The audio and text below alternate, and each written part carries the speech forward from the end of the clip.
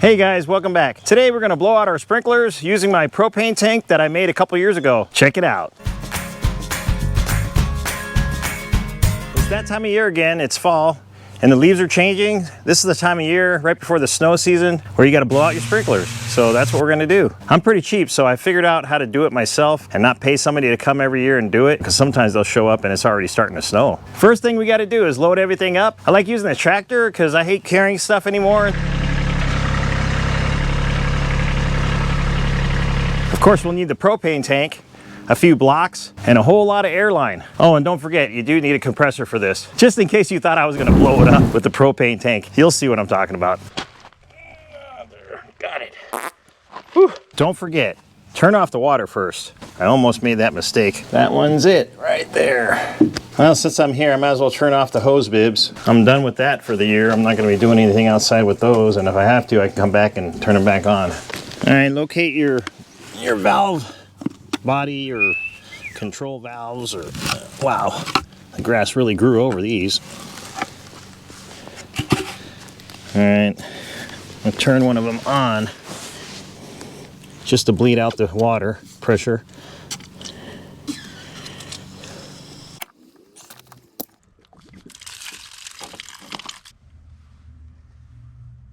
Made a note to myself, this goes on first.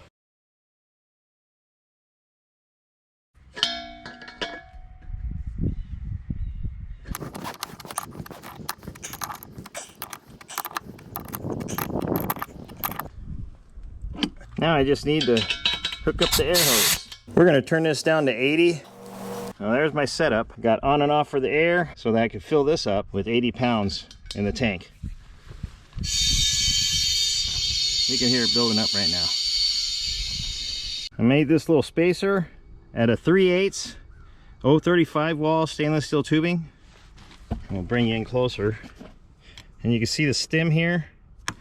This kind of goes over the top. There we go, and then it goes rest down here. And then I take the needle nose and just grab the stem right there. That'll keep it from going down and letting the air out when the pressure drops. Just like that.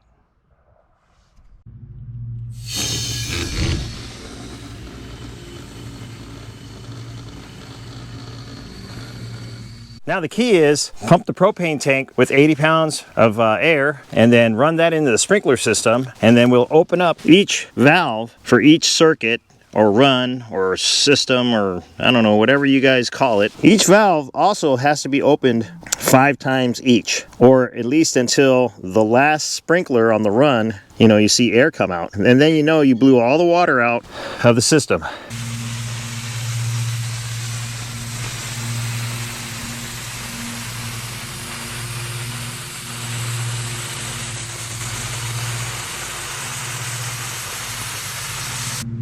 This one was the last one I saw air in, so I blocked this one and the other two. So these 3 are blocked. We just got to see air come out of those 3 over there, and especially the last one.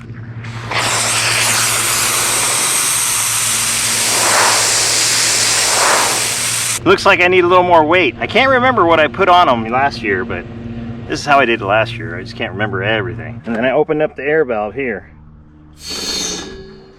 And then I opened the valve. All right, these are already blowing air. So these 3 are blowing air.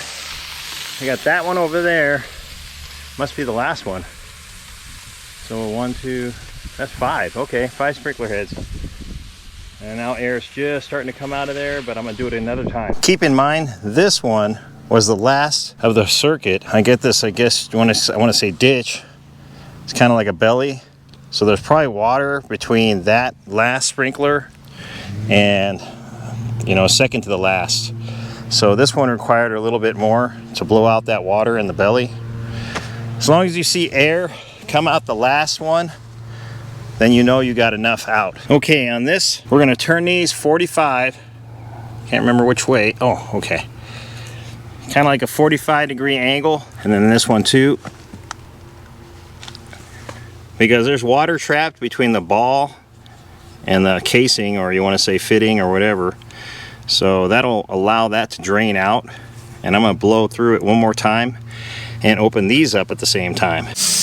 Okay. Then these ones,